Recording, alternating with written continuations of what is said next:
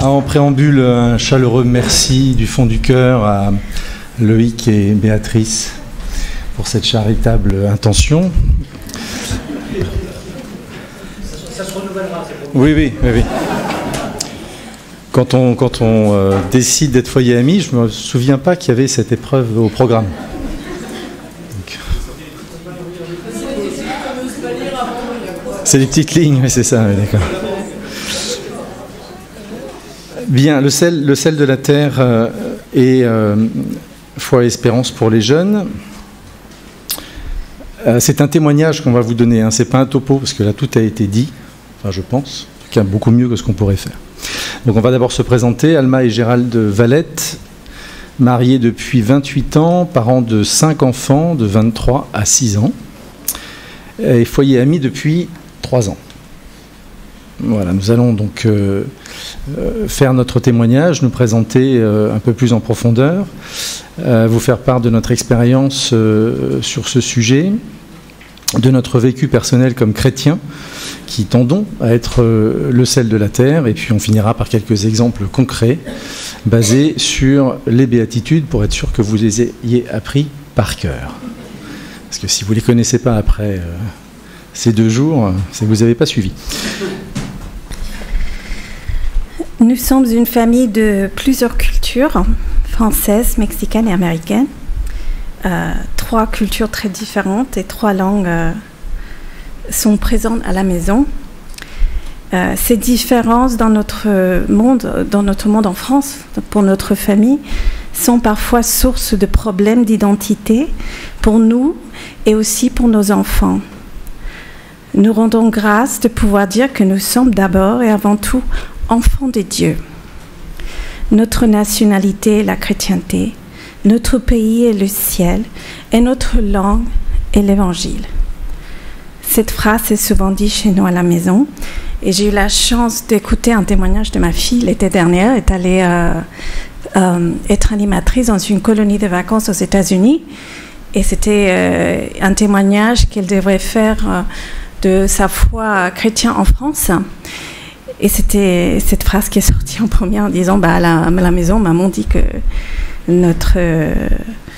la chose la plus importante, c'est Jésus et notre langue, l'évangile, et notre culture, et c'est là.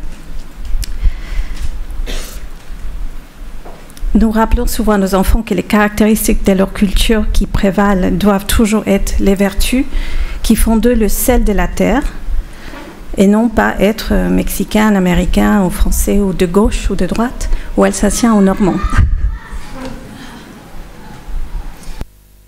On a des parcours très différents. Donc moi, je suis issu d'une famille non pratiquante, à moitié communiste. Mon parrain, c'est ça le côté ce qui est drôle, mon parrain était communiste. Allez savoir s'il était plus l'un que l'autre. Et j'ai découvert la foi catholique dans une autre culture que la nôtre, puisque j'ai découvert cette foi à travers Alma et au Mexique surtout et aux États-Unis, qui est un mixte intéressant et très très très différent de la foi telle qu'on la vit en France. C'est une expérience qui m'a vraiment réconcilié parce que j'étais pas à l'aise avec ma foi française, je la connaissais très mal naturellement, elle ne m'était pas enseignée, et ce que j'en avais été mainstream, on va dire, donc j'avais pas vraiment d'acquaintance particulière avec l'Église et sa hiérarchie, et ce chemin avec une autre vision de la foi m'a vraiment fait découvrir l'universalité de l'Église et sa richesse, et a répondu finalement à ce qui m'a permis de faire ce chemin là où je n'ai pas pu le faire en France. Donc j'ai été recommençant, j'ai fait ma confirmation et ma communion juste avant mon mariage, puisque c'était demandé, et c'est par ce chemin-là que j'ai repris pied avec le Seigneur, ou plutôt c'est lui qui m'a tiré de là où j'étais. Un exemple concret, on s'est mariés au Mexique, et le jour de notre mariage, pardon, c'est un peu l'émotion.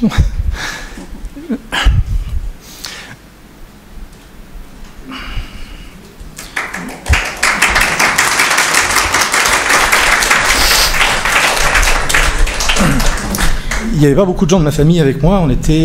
On s'est mariés dans une cathédrale, parce que c'était la seule qui était disponible pour cette date-là. On occupait 2 bancs de chaque côté, hein, donc la cathédrale était assez vide. En tout cas, je me rappelle qu'en étant entré, il n'y avait pas beaucoup de monde. On était, voilà, c'était immense. Alors, on était tout petit, tout au centre de cet hôtel. Il n'a eu que son parrain et sa femme qui ont pu venir. Mon parrain communiste. Ouais. Il devait se rappeler des heures du Mexique qui étaient passées, mais bon, voilà, il était en tout cas là. Et puis quand on s'est retourné pour sortir de l'église, la moitié de la cathédrale était remplie.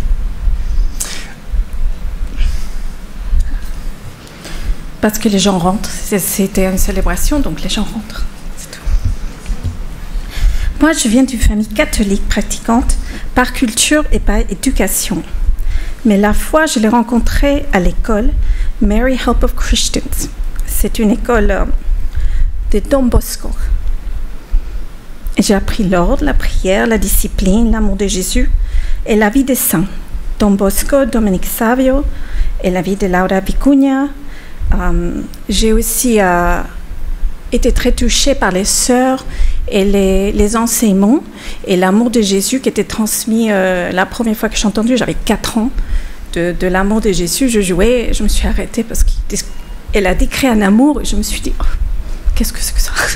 C'était énorme, c'était beau, c'était gratuit, c'était pour toujours. Et c'est quelque chose qui m'avait marqué. On parlait aussi beaucoup de la France. Ça m'avait beaucoup éveillé à connaître l'Europe, mais particulièrement la France, parce qu'il parlait beaucoup de Lourdes, la Salette, Jeanne d'Arc, les moines français qui ont donné beaucoup au Mexique. Et surtout aussi une richesse de la présence de Marie en France. Donc j'étais très curieuse de la culture française. Par contre, quand je suis arrivée en France, j'ai eu un choc. Je n'ai pas vu du tout tout ce que j'avais entendu quand j'étais enfant. Et de toute façon, cette foi que j'avais eue enfant, je l'ai eue qu'à l'école, je ne l'avais pas eue à la maison. Et cette école s'arrêtait après le collège. Donc, c'était un peu fini après ça. C'était le monde, je t'ai livré un peu à moi-même. Et ces différences de culture, nos chemins de foi très éloignés l'un de l'autre, qui nous ont quand même rapprochés, ont demandé beaucoup d'efforts dans notre couple parce qu'on n'a pas été correctement préparé au mariage, on n'a pas été préparé à affronter ce monde comme il aurait fallu l'être. Et nous n'avons pas eu de bonne base pour commencer. On était livrés à nous-mêmes. La seule chose qu'on avait avec nous, c'était les grâces invisibles qu'on avait reçues à notre mariage. Voilà. Lors des premières difficultés, nous avons connu de fortes crises, mais les grâces du mariage ont opéré et le discernement nous a amenés à Randol, chez les moines bénédictins, qui ont été pour nous, et le sont toujours, notre premier goût du sel de la terre. Alors, nous allons maintenant vous parler de ce que nous avons vu comme sel de la terre. Qu'est-ce que nous avons vu? Parce que c'est ces témoignages-là qui nous ont amenés au fur et à mesure, comme des petits cailloux, à aujourd'hui et après à plus tard, j'espère, encore loin. Moi, ma première rencontre avec l'amour de Jésus et avec le sel de la terre, c'est Alma. J'étais assis à côté d'elle quand je l'ai rencontrée, ça m'a illuminé profondément. Quand nous avons parlé de mariage, quand je lui ai demandé sa main, après avoir accepté courageusement, elle m'a posé une question à laquelle je ne m'attendais pas. Elle m'a dit: est-ce que tu veux te marier à l'église ou pas? Alors, vu mon état à ce moment-là, de recommençant très jeune dans la foi, la première réponse qui aurait dû me venir à l'esprit, c'était pas évident, voilà. Mais en fait, j'ai pris cette question comme un train qu'on prend en pleine face. Ça m'a retourné. Et je lui ai dit: écoute, oui, parce que ce que je vois en toi m'attire profondément, cette partie-là. Mais par contre, je ne la connais pas, cette église, donc il faut que j'apprenne à la connaître, parce que ce que j'en sais ne me donne pas envie de le faire. Et elle m'a avoué après que si je n'avais pas répondu comme ça... J'aurais pas pu l'épouser.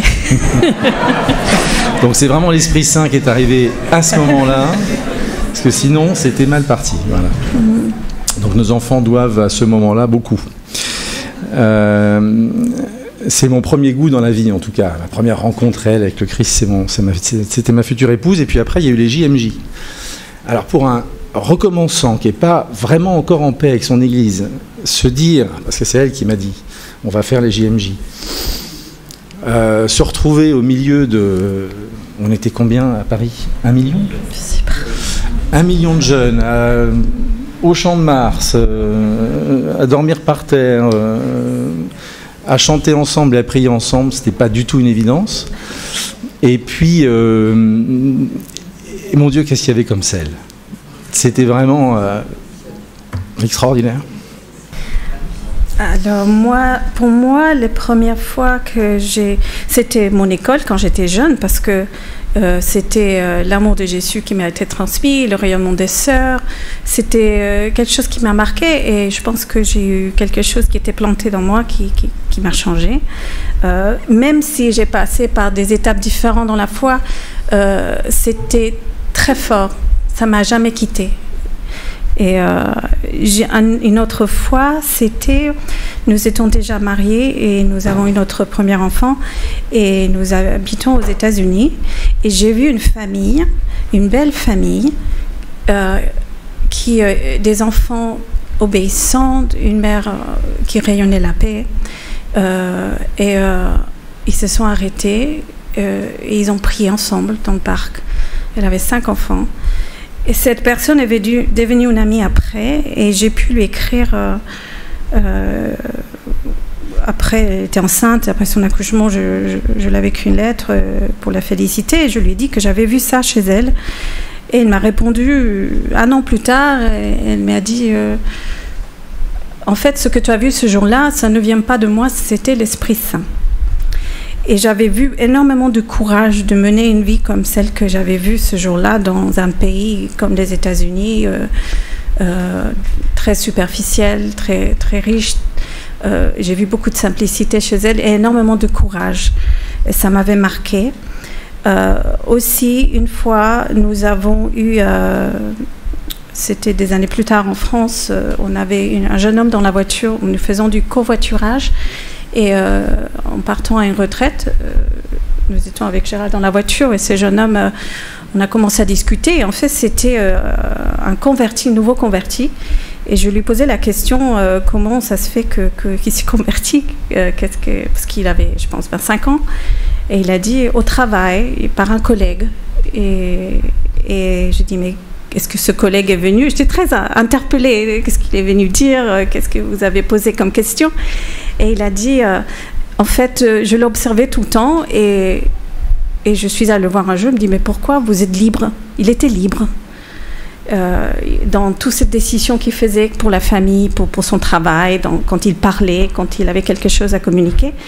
Et lui, il était très touché par sa liberté. Donc, le sel de la terre que nous avons vu, pour moi en tout cas, c'était voir ce courage et la liberté aussi.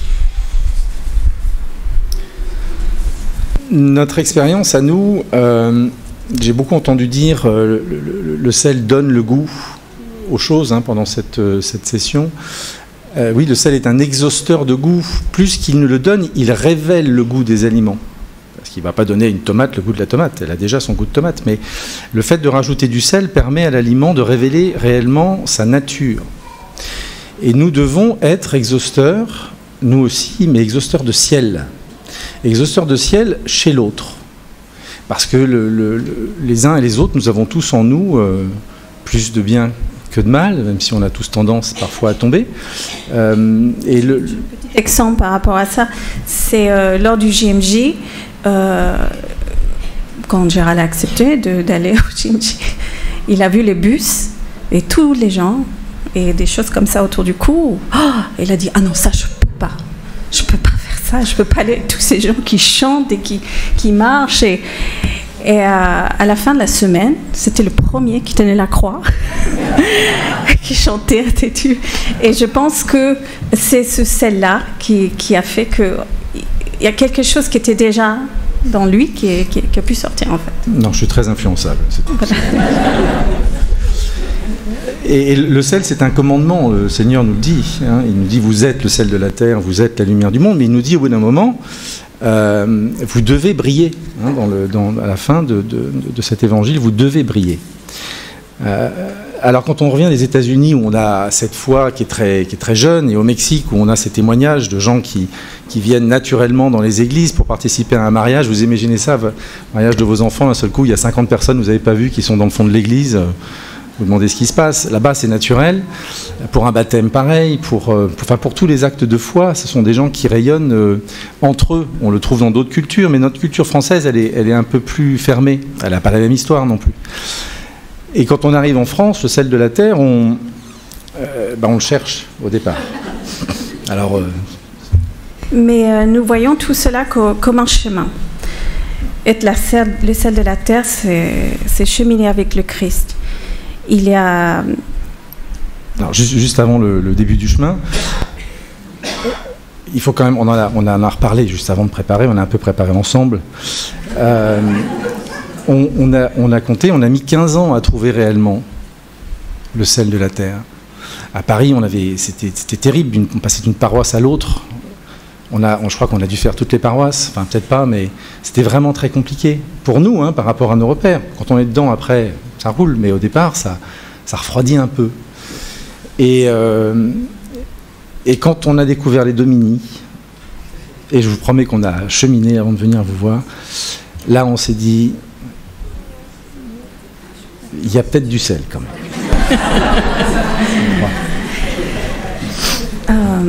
On essaye d'imaginer comment c'était à l'époque de Jésus quand il parlait. Il y avait beaucoup de monde, mais il avait aussi ceux qui étaient derrière. Et peut-être qu'ils ne voyaient pas, ou peut-être ceux qui n'entendaient pas très bien ce qu'il disait.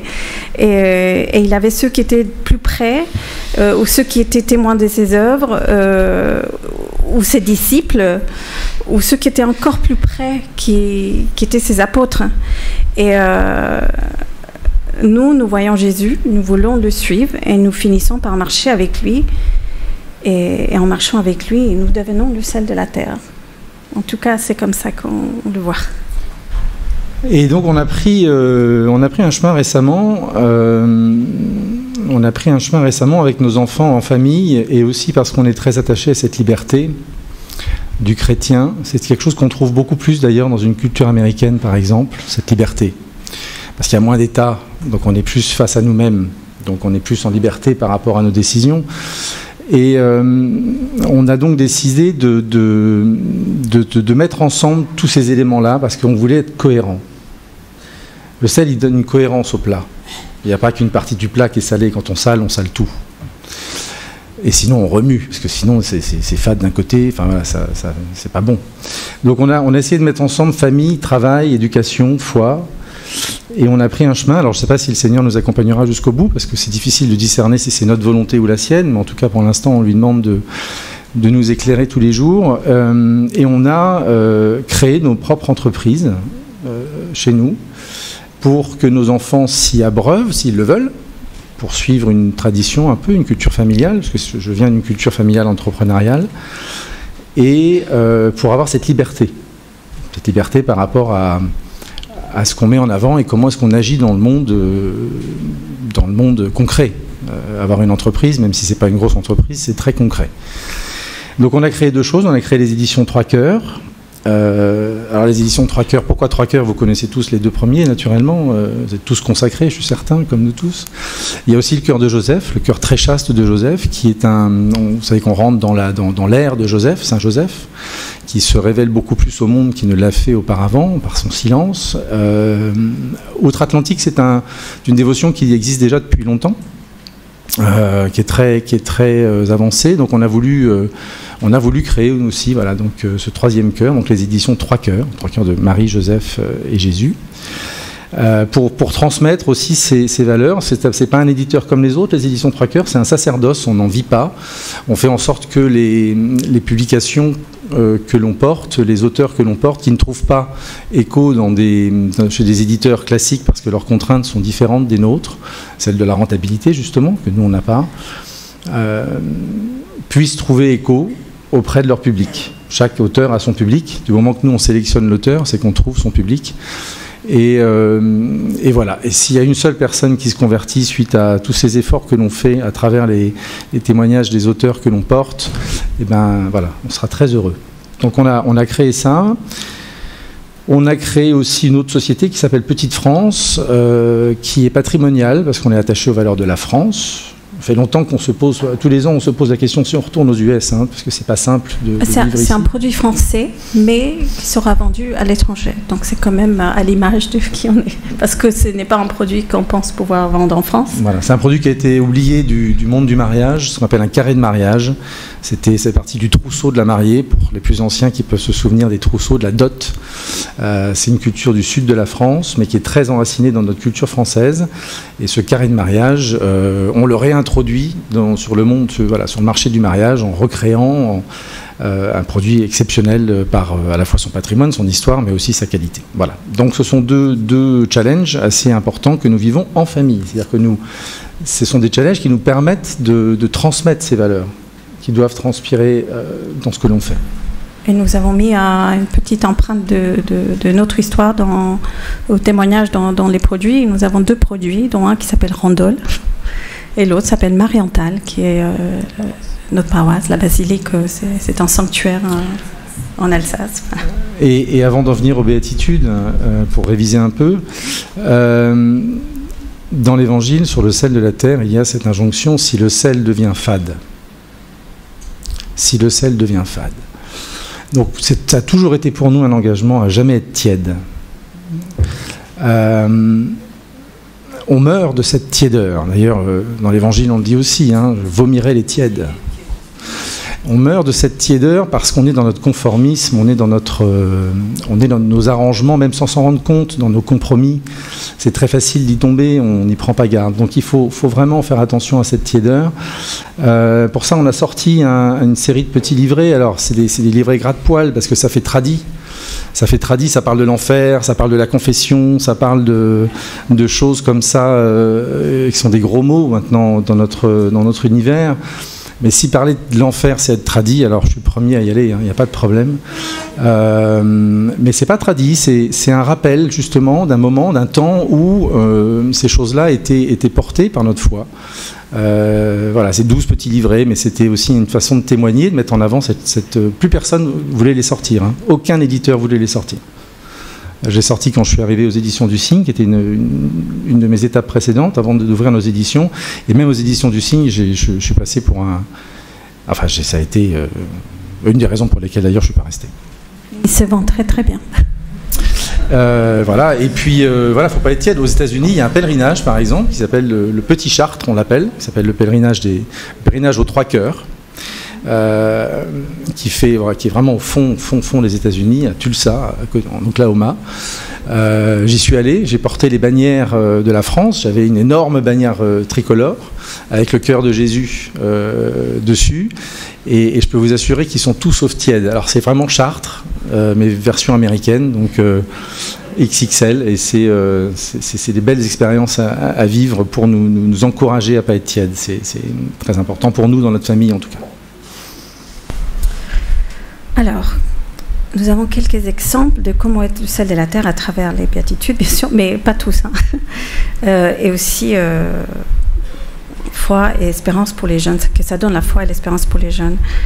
Le pauvre d'esprit, l'humilité, à force de reconnaître que Dieu est plus grand que nous, que tout est don gratuit de sa part, cette béatitude est une vraie source d'espoir pour les jeunes de nos jours, hein, nos enfants qui nous parlent beaucoup de tout ce qui se passe dans le monde, et ça les aide à voir qu'il y a quelque chose de plus grand que eux. Ils peuvent s'apercevoir que tout dépend des dieux et non pas d'eux. C'est un point énorme qui est enlevé de leurs épaules quand ils ont des problèmes, et particulièrement dans notre famille, avec ce qu'on fait comme travail, parce que notre fille travaille avec nous.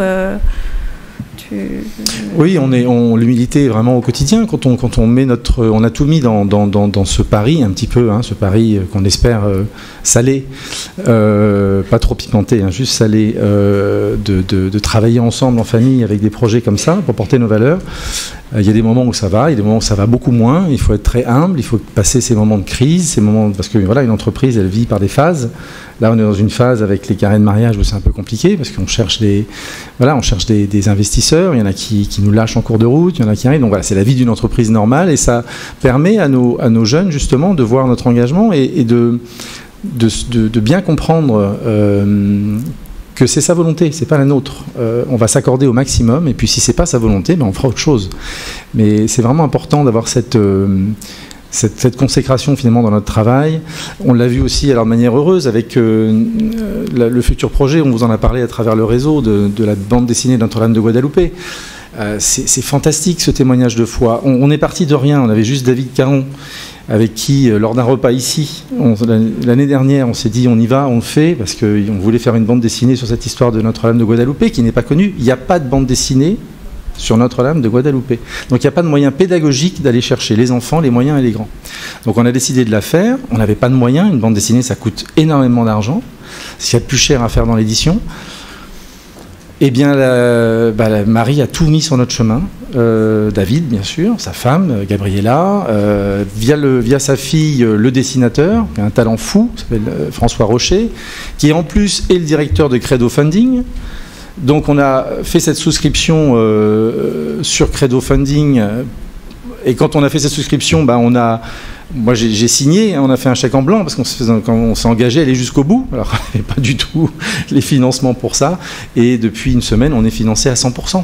100% c'est fait en financement de personnes qui en plus nous ont témoigné plus de courage qu'on en avait pour aller jusqu'au bout de ce projet. Donc c'est vraiment des signes là, de la présence réelle dans notre vie au quotidien, c'est essentiel. Nous vivons tout ça en famille, donc nos enfants voient que ça vient de Dieu. Et nous ayons aussi des bannières de phrases qui viennent régulièrement dans le monde des jeunes, comme « j'ai le droit à », « j'ai le droit de dire »,« j'ai le droit de faire ».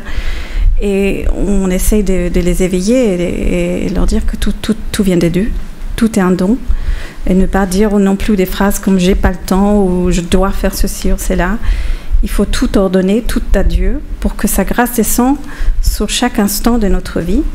Chez nous, quand on dit, quand quelqu'un demande « il est quelle heure ?», on répond souvent « c'est l'heure d'aimer Dieu ». Parce que c'est une phrase que les sœurs disaient quand j'étais petite. Et maintenant, même ma fille me dit « il est quelle heure, maman ?» Mais vraiment, il est quelle heure? Et même elle maintenant elle dit « oui, c'est vrai, c'est quand même l'heure d'aimer Jésus ».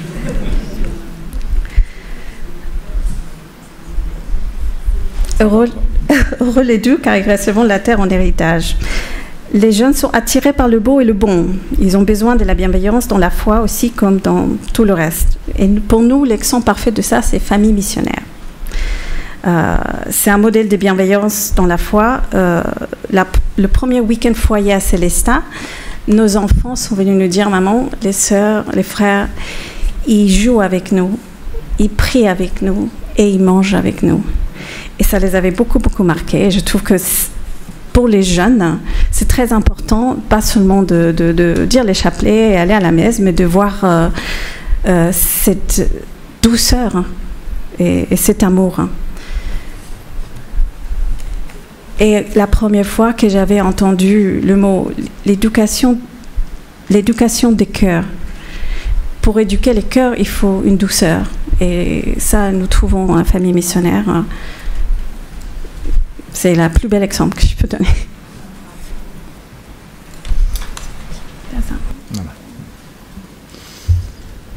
Heureux ceux qui ont soif de justice. Les jeunes sont rassurés quand ils sont à leur place, à leur juste place. Leur place, c'est avec Jésus dans tout ce qu'ils font, sport, école, sortie avec des amis. Leur attitude doit être tournée vers la sainteté. Ce rôle n'est pas facile pour nos jeunes dans le monde actuel.